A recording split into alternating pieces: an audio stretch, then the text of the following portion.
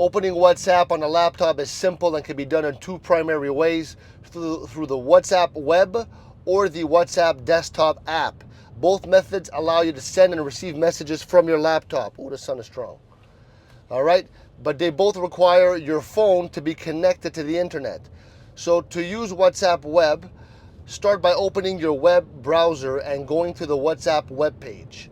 On your phone, open WhatsApp, tap the three dots in the top right corner, which is on the Android, or go to the settings on the iPhone and select WhatsApp web.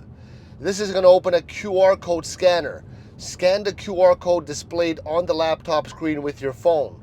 Once the code is scanned, your WhatsApp account will be mirrored on the laptop, allowing you to send and receive messages. All right.